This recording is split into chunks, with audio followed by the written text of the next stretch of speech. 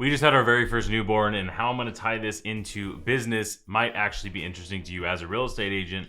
One of the major things that drives me crazier than anything is when agents will say, I only want to work with people who want to work with me, and they do absolutely nothing to earn it. So what I'm going to do is I'm going to actually go through a slide deck that I recently just did with my personal team. And this is literally just talking about the message of how you can build a type of business that attracts business to you, as opposed to you constantly having to go out and beg for business. So if you don't know me, if you don't follow me on Instagram, I highly recommend doing it. I'll put my handle and all that stuff right here. We just had a baby recently, and I'm going to tie this into business. If you don't know me, I'm going to tie everything back to business because that's what I enjoy. And yes, the baby is fun, but I've been to the doctor more in the last 7 weeks than I have in the last 32 years of my entire life. And there's some major takeaways that I have had that have come from this.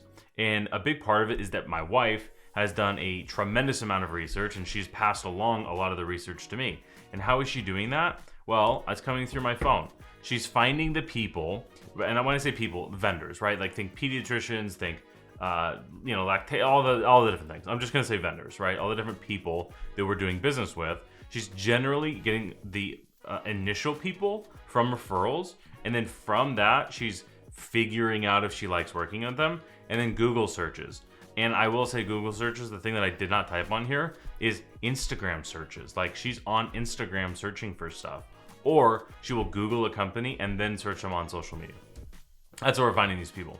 So how are we supposed to know if we like these people or not? Because I will say 95% of them, maybe 95% of them are horrible website, call us to schedule a consultation, and we have to go pay this business money to go to a consultation to even find out if we like them or not.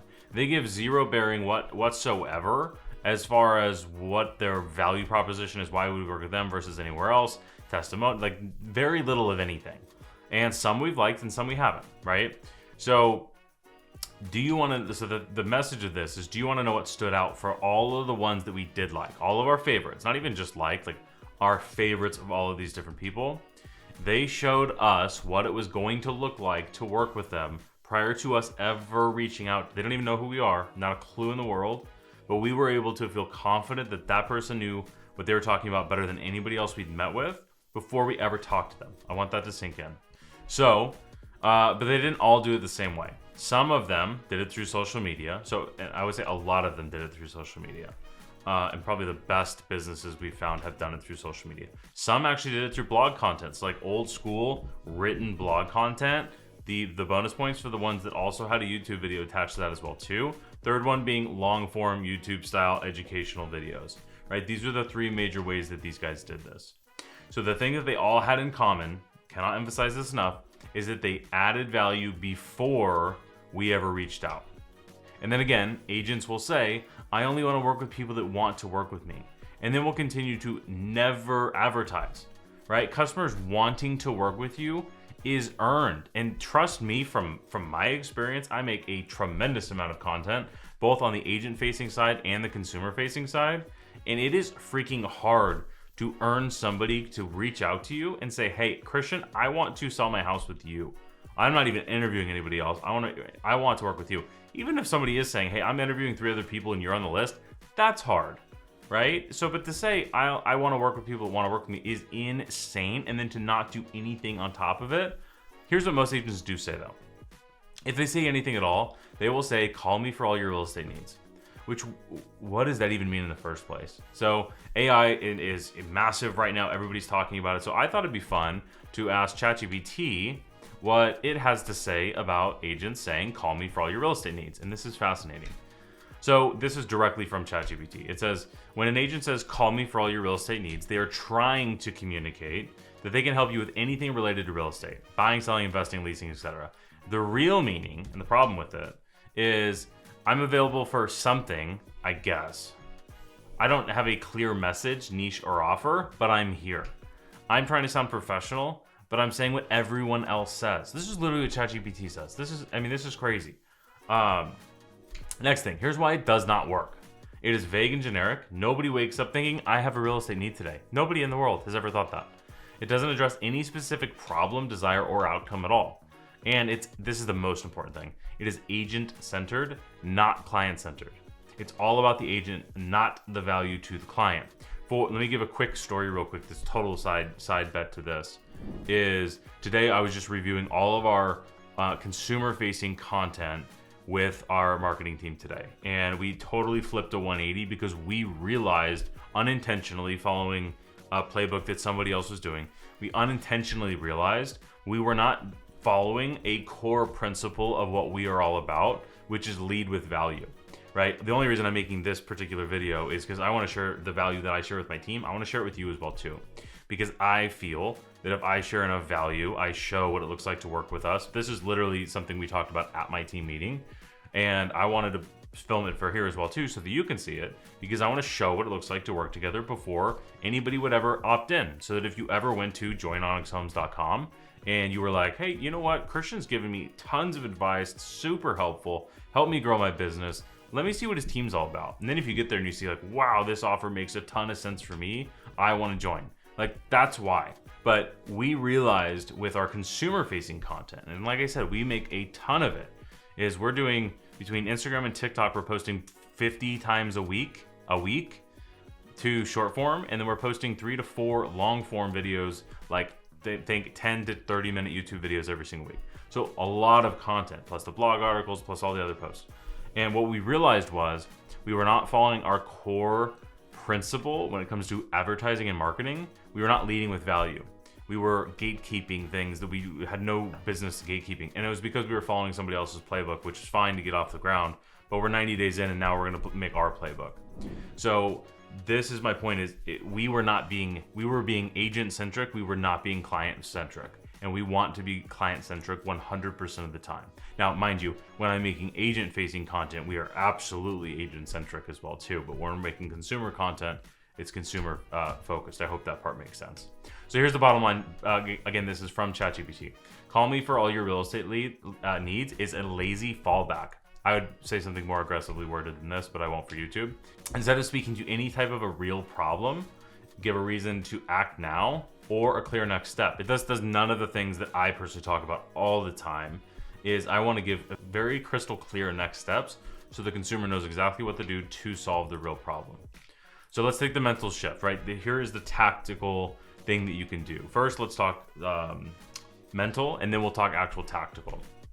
So shift from a pick-me mindset, so pick me out of a sea of 8 million other real estate agents, to a join me in how I do business type of a mindset. So most agents will try to convince people to work with them, which sounds miserable.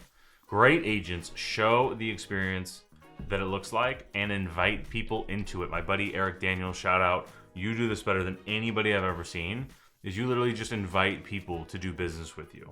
I think you should make 100 times more content because you're so good, but he does it better than anybody. If you're watching this, please 10x your content and text me. So here's the tactical, right? So the mindset is, let's start trying to, instead of trying to like capture and convince people to do something, let's just give it all away and let them come to us. So here's a few different ways to do it. So number one is document the process. I'm a massive proponent of this, is showing the behind the scenes content. Here's how I prep for a buyer strategy session, what happens after you sign a listing agreement with me, how we help our buyers find off market properties, right? You can post this to your stories. You could post this could be a social media deal. This could be a long form YouTube. This could be a vlog style. This could be a blog. This could be written, you name it. I don't care how you make content. Do not think content is TikTok. Content could be, I have a email template that I send to all of my prospective sellers about what it looks like after they sign a listing agreement. That might be it. It might just be a written email. But you could also take that written email, make it a Facebook, make it a LinkedIn, make it a carousel. You could, God forbid, get in front of the camera and film it as well too, right? So think about content in the form of like, it can be any of those things, or it could be all of those things, but the likelihood of you having the resources to do all of the things, you don't. I don't. I have a big marketing team. We spend tens of thousands of dollars a month on content. I can't even post everywhere at all times. Not the way we should.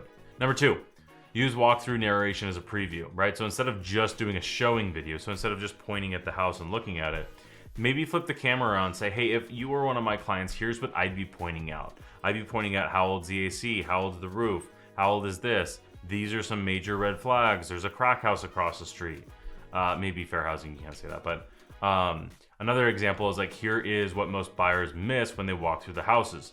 I make sure to point this out for my clients. Again, this is showing your process, kind of behind the scenes, but instead of just, hey, here's a pretty house, it's, hey, here's how I add value to my clients. Number 3, again, these are all different strategies. I'm going to give a big fat caveat at the end. Do not try to do all these at once. I would say pick the one that resonates with you the most if you're going to take any action from this at all. So number 3 is feature client wins the clear process. So not only would I say to case study your wins, but to make it digestible. So anytime I'm pitching something, I want to make a 3-part pitch.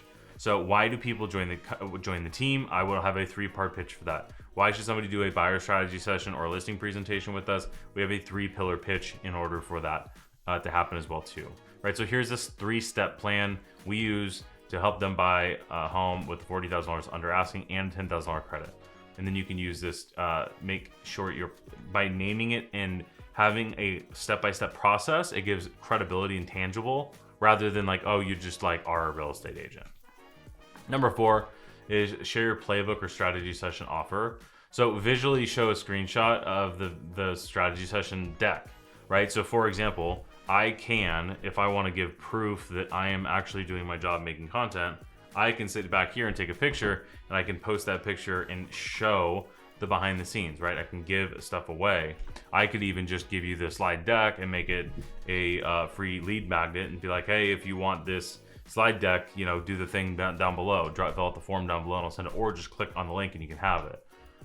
You could do this for that as well too. Give a behind the scenes effect of like your menu of pricing for sellers. If you have a seller that chooses the inexpensive option versus the most expensive option, what are they weighing, right? Share the actual playbook as opposed to them just experiencing it after they've hired you, right? Google Doc checklist that you use with every single person, right? It says Google Doc, but like just if you have something tangible, it feels real to the consumer. It's much better if it's branded and it makes it look legitimate. And again, like you're not winging it.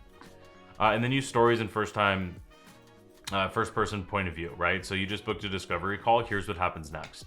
So I'm not asking you to book a discovery call with me. I am saying, if you do book a discovery call with me, this is what happens next. And then I am showing what it looks like to work together before I ever ask for your commitment. And I'm asking them to book a discovery call without having to ask them to book a discovery call, right? Or strategy session, whatever you want to call these things. So here's exactly what I send my clients on their onboarding email. So right when somebody hires me, this is the thing that I do afterwards. This creates familiarity, and somebody might be excited, be like, oh, I get think of instead of a post-closing gift, like the closing gift at the end of the thing, maybe it's right when they sign with you, they get a fast, easy win. They get a little basket of fun crap. Who knows? But you can show stuff like that because some agents do things like that.